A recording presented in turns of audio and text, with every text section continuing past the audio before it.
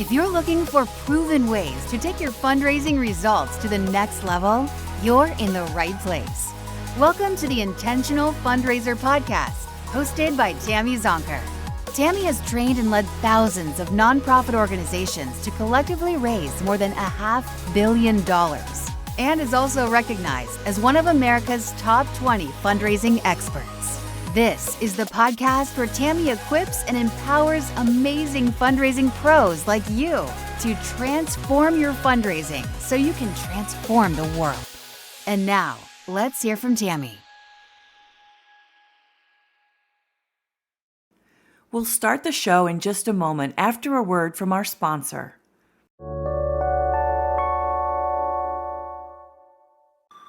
Support for this show is brought to you by our friends at Bloomerang. Bloomerang offers donor management and online fundraising software that helps small to medium nonprofits, just like First Tee of Greater Akron, a nonprofit that empowers kids and teens through the game of golf. After just 1 year with Bloomerang, First Tee of Greater Akron doubled their unique donors, improved donor stewardship, and raised more funds. Keep listening to hear how they did it, or visit bloomerang.com/intentional to learn more. Again, that's bloomerang.com/intentional.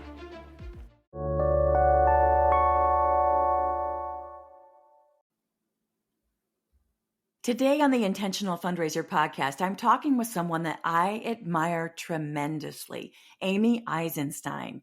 Amy is a veteran fundraising consultant with more than 20 years of experience in the nonprofit sector. She's published numerous books, including Major Gift Fundraising for Small Shops. She's an in-demand keynote speaker and an engaging board retreat trainer and facilitator. She's also CEO and co-founder of the Capital Campaign Pro. Capital Campaign Pro services are a support system that equip nonprofit leaders to achieve capital campaign success through expert guidance, walking alongside you every step of the campaign. It provides peer support in a really robust array of tools. I'm proud to be one of the Capital Campaign Pro advisors, in addition to my work here at Fundraising Transformed. And lastly, Amy is an ACFRE. The Advanced Certified Fundraising Executive is the top credential in the fundraising profession. That's a really big achievement. Amy, welcome to the show. Thank you so much for having me, Tammy, and for all those generous descriptors. I only speak the truth, Amy. Well, let's jump in. Some people choose fundraising or philanthropy as a profession, and some people kind of fall into it. How did you get your start in the profession? Actually, I did a combination of both. So I was going to graduate school for a master's in nonprofit administration and management, and I knew I wanted to be in the top of the nonprofit world. And so I strategically thought, if I'm going to be the head of a big nonprofit, I want to learn fundraising. Not that I thought I would do fundraising for the rest of my career, but I knew I would be involved in fundraising. So I did take my first fundraising job on purpose. And at the time, I thought of it as like another concept of graduate school, right? I was getting skills so that I could go where I wanted to go. And I worked at this little domestic violence shelter in northern New Jersey, and I fell in love with it. And I realized that fundraising is what makes nonprofits go round. And I've been with it ever since. Yeah, it really is inspiring when you unleash generosity. You're allowing people to be the highest and best version of themselves. And where else do you see that? It's true. It's amazing, isn't it? It really is. Over the years, I've watched how you've grown your career and your consulting business, your commitment to the sector, your dedication to the profession, and candidly, if this is a word, your unstoppableness. I mean, I think that part of your success is that you've made major gifts accessible. I think it was your first book, 50 Asks in 50 Weeks. Was that your first? It was. It's now out in a second edition, but yes, that was my first book. Yeah. So it made it so consumable, like major gifts in a snackable way. So your recommendation to small shops to block 1 day a week or 20% of their week for major gift work. I mean, you have this way of helping people eat that major gift fundraising elephant one bite at a time. And yet it's still challenging, right? For a lot of shops, establishing and sustaining a major gifts program remains pretty elusive because I think major gift work is important, but not necessarily urgent, Yes. like a grant deadline or an event deadline, or we've got to get this to the print shop and get mailed by this deadline. And so, for those reasons, it just does not get consistent quality time and attention. All that to ask a question. What advice would you give our listeners who just can't seem to get momentum in the major gift space?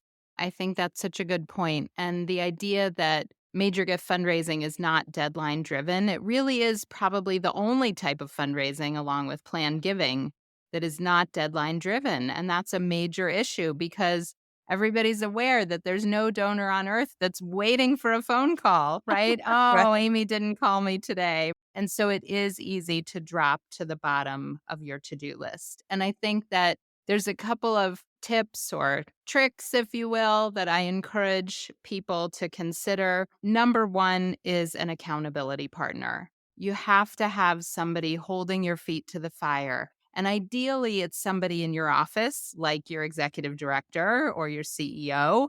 It can be a board member who checks in for 10 minutes a week and says, okay, what is the one thing or the two things you're going to do this week to move the needle on major gifts?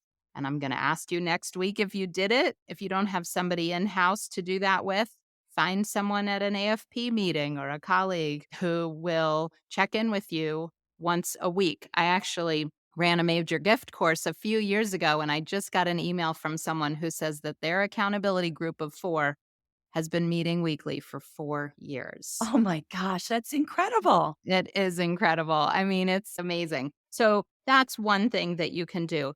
Another suggestion I'll make is to invest in major gifts and do something else that might hold your feet to the fire. So invest in not just a one-time training or a one-day conference, but an ongoing training. And there are a lot of them around. So ongoing coursework, but also maybe canceling a couple of events and saying, all right, we're going to cancel some events that we've been doing that are bringing in $10,000 or $20,000 or $50,000, and we have to make up the income in other ways. And I bet you will be surprised and delighted at how much time you have back from not doing those special events and burning out your donors and your volunteers and all the things that come with special events. But then you do open up some time, but you have to stay on top of it, right? If you cancel the events, you can't then also neglect major gifts. The last thing I'll say is to really be strategic about it.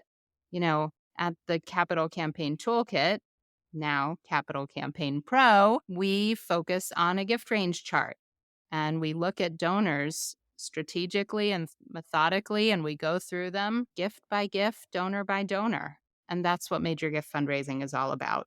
Yeah, I love that. I especially love the recommendation to consider sunsetting some events, especially those events that really are a lot of fun, but have nothing to do with the mission. Yeah, Guests do not walk away feeling more deeply connected to your organization, understanding how their gifts make a difference, or just feeling the emotion of the need and the solution that you provide because of their support. it's Yeah. so true. And to your point, taking that event revenue out of those events and knowing you need to raise it through individual major gift giving, that does create your built in sense of urgency that you so desperately need. That's right. That's right. That's good. Well, Amy, you kind of tipped your hand a little bit about Capital Campaign Toolkit rebranding to Capital Campaign Pro. Why don't we go there? You just made an exciting announcement. Let's jump to that and tell us about the rebrand and why did you go to Capital Campaign Pro and what difference will it mean for those clients that you work with? It's so interesting. Our company, formerly Capital Campaign Toolkit, now Capital Campaign Pro, was started 5 years ago when we were thinking about it originally, 6+ years ago, we were thinking about it as a toolkit to help people with their capital campaigns. And we quickly pivoted. I know that is a loaded word, but we did because we realized that most nonprofit leaders and fundraisers didn't just want a toolkit, they wanted so much more support. And we have been giving that kind of significant more support in addition to the online tools and resources and templates for years now. And we realized that it was time for our name to reflect the support, the collegiality, and the professionalism. And we're really partners with them. This is not a toolkit where they have to go and do it alone. They have a partner in Capital Campaign Pro to walk through their campaign with. And we still provide the tools and the resources, the templates and the samples that have always been part of the toolkit. But now we're so much more. As an advisor, having a more up close experience with the toolkit itself, I can wholeheartedly agree. Like, first of all, those tools and templates and step by step guides are juicy. And inevitably, even the savviest of fundraisers are going to hit roadblocks or barriers or have clarifying questions. And so the support that the advisors provide in those typically bi weekly calls with that campaign leader or that group, that committee, that team, I think is just really invaluable. So I Thank love you. that you've rebranded and it's, Thank you. yes, We're congratulations. super excited. We're super excited. Yeah, so good. All right. So we're talking about major gift programs, and obviously it's ideal to have a stable, solid major gift program in place prior to launching a capital campaign. You have personal relationships with people who have a demonstrated passion for your cause. They have a history of giving at any level, but they likely also have the capacity to make larger gifts if you put the right investment opportunity in front of them, one that inspires them. So, how do you know when you're ready for a capital campaign? And if you're not ready, how do you get ready? Yeah, that's a great question. So, my answer may surprise listeners a little bit. And that is that you don't have to have an established major gift program to go into a capital campaign. Now, it's ideal if you do, it's wonderful if you do, but I would say that just as many of our clients have major gift programs as don't when they begin a capital campaign. So honestly, if you don't have an established major gift program, a capital campaign is certainly a way to supercharge your major gift efforts. So back to your question, which was how do you know if you're ready for a capital campaign? So I think it's less about do you have an established major gift program and more about two things. One is do you have a solid vision, a case for support, campaign objectives, things that you really want to fundraise for that will transform your organization? And do you also have the support of the board backing up that vision? So that's the first thing. The second thing that you do need is an established donor base. You do want supporters in the community. You want to be recognized as providing excellent services in your particular area of expertise in the community. So while you don't have to have an established major gift program, you do want some donors by your side before you head into a capital campaign. Yeah. And presumably those are individual donors, but also foundations who have a history of supporting you and loving your work. Maybe some corporate partners, the community foundations, especially with the increase in giving through donor advised funds. It's really great to have advocates and relationships with those fiduciary organizations who can help make introductions. For Yeah. sure. For sure. Yeah. Like a lot of times they have people who have their donor advised funds there and they're saying, I really care about this and I want to do something bigger this year or I want to expand my giving. Who might you suggest I consider? Right? Yeah, and we all wish that would happen. It is happening more and more, but I don't want anybody to rely on that, right? you're building your donor base through board members, and hopefully your board members and their friends have donor advised funds. Absolutely. So it's Yeah. just part of an and strategy. Yes, absolutely. So I do want to say one more thing about how do you know if you're ready for a campaign? We do have a short assessment on the Capital Campaign Pro website, capitalcampaignpro.com/assess. And it's a series of questions that you can ask yourself and your team and determine how ready you are for a capital campaign. Awesome. We will include that link in the show notes so people can access it really quickly and easily. Thank you. Yeah. So, Amy, here in the US and of course around the world, the economy is not great. There's a lot of fear or at least unease about what's ahead for us. Is it wise for organizations to consider launching capital campaigns now? And if not, how can they best use this time to prepare for a campaign when economic conditions are better? That's such a great question. And I think it's something that's on so many people's minds right now. We are recommending that people continue with their planning, that you should not put the brakes on your capital campaign unless for some reason there's been a change in need for your services, right? If you need to grow, if more people need your services, if you're as relevant as ever, then you should not let an economic downturn stop your planning and launching a capital campaign. First of all, I want to remind listeners that a capital campaign spans multiple years, is generally 3 years on average. And so the chances are that we will not be in a recession or a down economic time at various phases of your campaign. If you wait to plan your campaign or launch your campaign until things are booming, 6 or 12 months later, the economy may have changed again just as you're ready to ask for the biggest gift. So I don't let the economy worry me too much. I think if you ask a donor and their response is the economy is uncertain, my response is, okay, what can you commit to now? And a year from now, can we come back to you and see if things have changed and you can reconsider? Because this is a multi-year fundraising effort. So it will span ups and downs. We'll be right back after a word from our sponsor.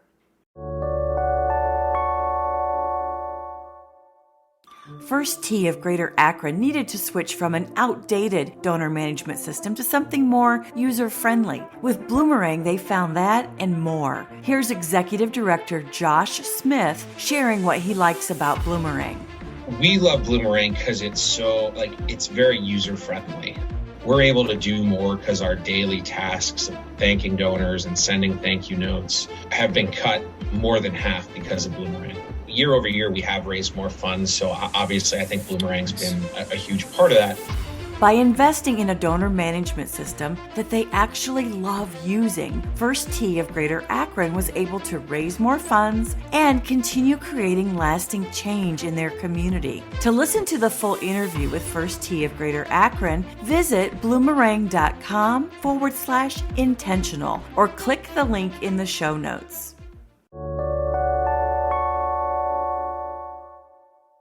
The last thing I'll say about this is that at the beginning of COVID, a lot of people put the brakes on their campaigns, right? Because so much was uncertain. Nobody knew what was coming.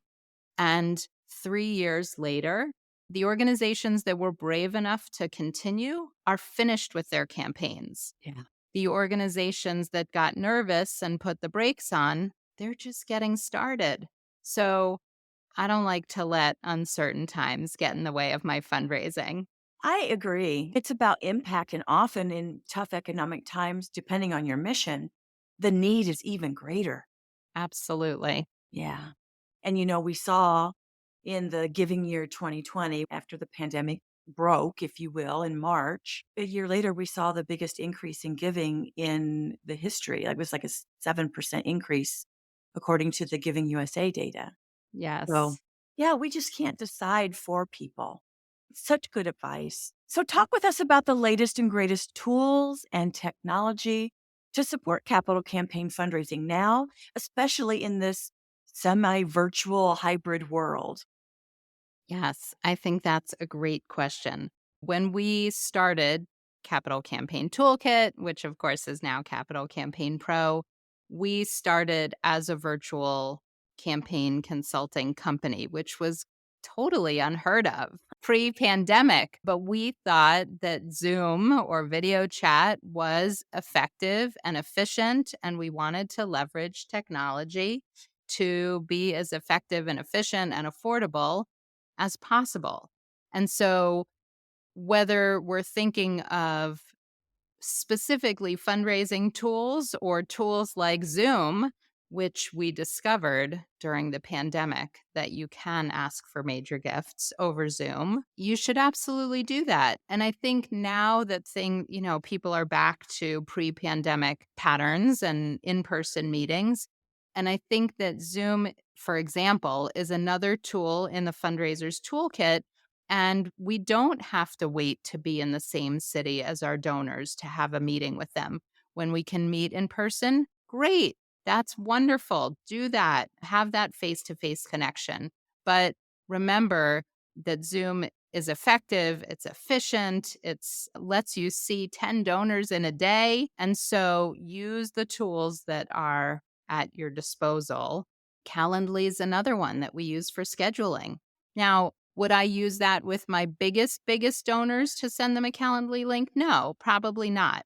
But for committee meetings, there's some tool where everybody can put their schedules in at once. I can't think Or of the name of it. Doodle something. Oh, Doodle poll, right? Doodle poll, Doodle yeah. poll, right.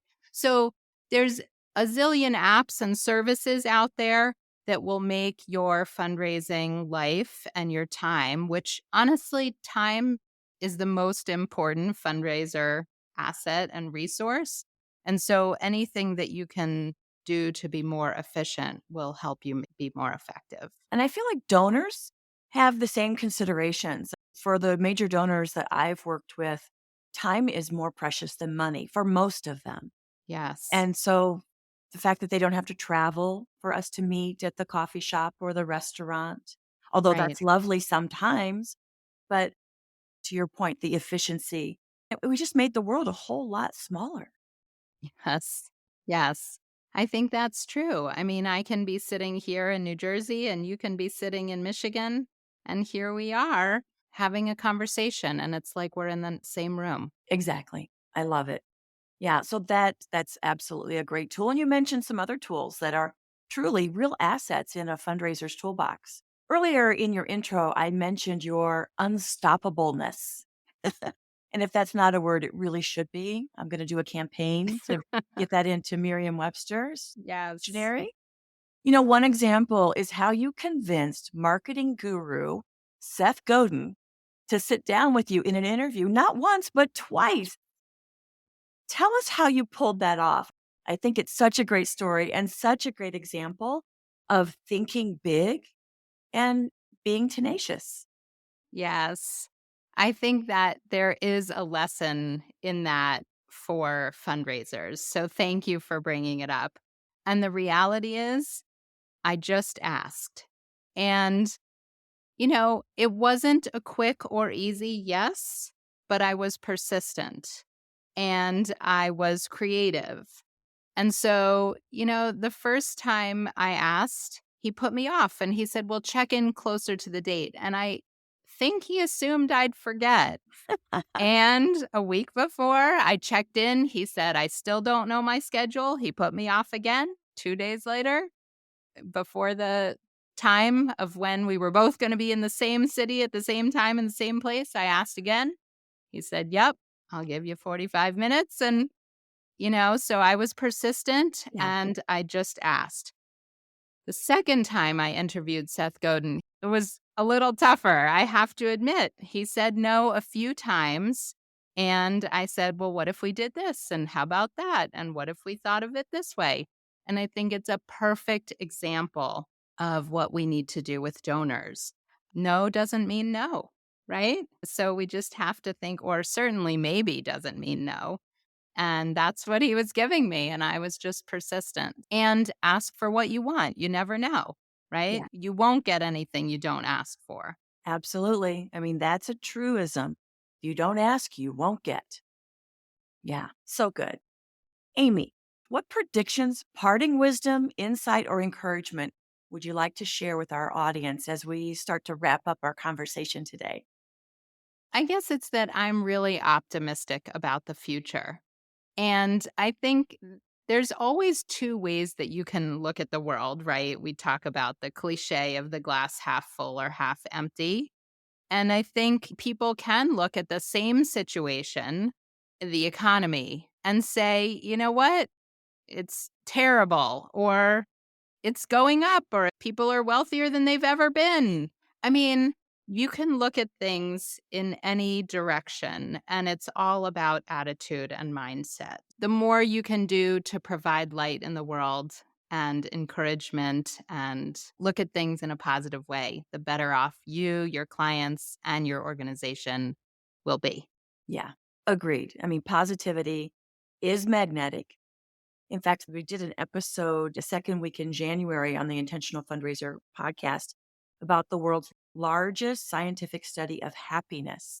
And people want to be with people who are happy, who are magnetic.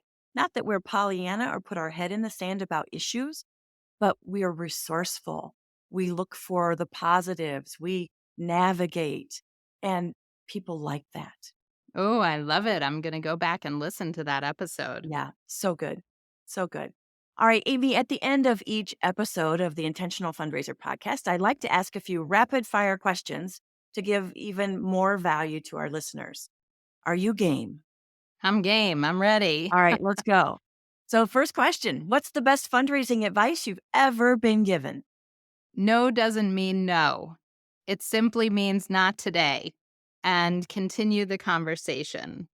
I think there's a second piece I want to jump in with, and that is that the richest people in the world take on and off their pants one leg at a time, just like you do.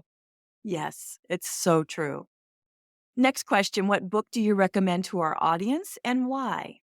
So there's so many to choose from, but if I have to pick one right now, it is definitely How to Train Your Board and Everyone Else to Raise Money by Andrea Kilstead and Andy Robinson. It is a wonderful training tool if you are going to have a board retreat or just wanting to train your board members on how to raise money. Yeah, I have that book. It's just full of exercises. I mean, it's incredible. It's like your biggest problem will be which exercise do I do to take our board members where we want them to go? That's We will include a link to that book in the show notes for sure. What are the three most important traits a successful fundraising professional must possess? listening. I could say listening, listening, listening as my three, but I'll say listening, persistence and follow up as one, and organization, or being organized. Love it. What's your favorite fundraising tool or application? I think these days I'm going to go with Zoom. And I know that's a crazy thing to say, but we have been using Zoom so successfully pre pandemic, post pandemic, during the pandemic to stay connected, to stay engaged, to talk with people face to face when we can't be in the same room. So maybe that's a cheat, but that's my number one fundraising tool. I think that's a great choice. Well, how about your favorite conference? And I know this is tricky because you speak at a lot of them and, like we love all our children the same. But Yes. which one is your favorite? Yes, it's actually not a hard choice. I'm going to go with AFP. I have to say, it's a conference that I've been speaking at for 15 years and going to for 20 years or more. And while it's not specific and targeted in any one area of fundraising, like a planned giving conference might be, or a direct mail conference might be, I think it does have something for everyone. And I always come away with nuggets in the sessions that I get to attend, even when I'm not speaking. And I've met the most wonderful people and colleagues, including you. That's So right. That is how we met. I think it is how we met. It's an opportunity to see fundraisers from all over the country and all over the world year after year after year. So if you can get to the conference in New Orleans this year, I will be doing a pre-con session on campaigns and a breakout session. So I'd love to see you there. Very good. So AFP Icon is scheduled for April 16th through the 18th this year in amazing New Orleans. And I'll be speaking as well. I'm not doing one of the pre-conference sessions, but I'm definitely doing a session during the conference. So Amy and I want to see you. Yes. Come find us. Last question. Knowing what you know about fundraising, what advice would you give your younger self just getting started in the profession? Yeah, it's such a good question. And, hindsight is always 2020 and wisdom comes with age. But I wish I was a braver fundraiser in my youth. I wish I would have just asked for things that we needed and shared more about what was going on at the organization in terms of not beating around the bush and just saying, this is what $10,000 would enable us to do. So be brave and just Right. ask for what you need. Oh, love it. I could own that too, just to be braver. But one of my favorite quotes is no one can go back and make a brand new start, but anyone can start now and make a brand new ending. So let's just start today being braver. Yes, I love that. I'm in. All right. Thank you for joining us, Amy. You've been incredible as always. Thank you so much for having me, Tammy. It's a pleasure. If you want to learn more about the incredible Amy Eisenstein or the Capital Campaign Pro services, we've included links in today's show notes. You'll also find links to the other resources that we've talked about today. Thanks for listening to this episode of the Intentional Fundraiser podcast. Keep on transforming your fundraising so you can transform the world. And now for a final word from our sponsor.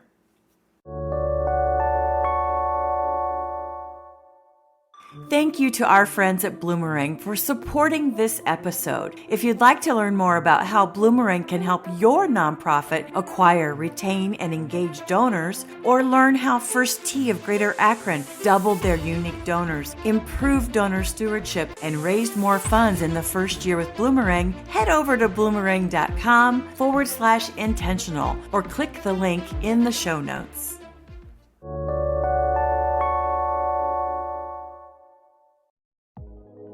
The Intentional Fundraiser podcast is a Fundraising Transformed original. It's hosted by me, Tammy Zonker, founder and president of Fundraising Transformed, where we help equip and empower fundraisers, nonprofit leaders, and board members to transform their fundraising so they can transform the world. Visit fundraisingtransformed.com/podcast to subscribe to this podcast and subscribe to my newsletter to get fundraising lessons, tools, and helpful resources delivered straight to your inbox each month. If you want my help with taking your fundraising to the next level, become a member of my Fundraising Transformers community as a growth member and join me live each month where I'll teach you the same strategies I use to lead, train, and coach thousands of nonprofits, social service organizations, healthcare foundations, private schools, colleges, and universities to collectively raise more than $500 million.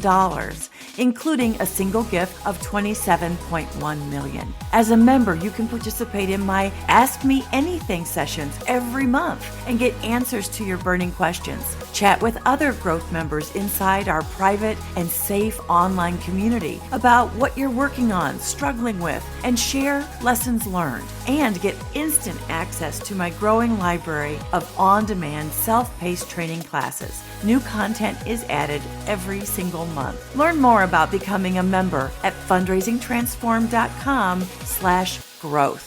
Talk soon.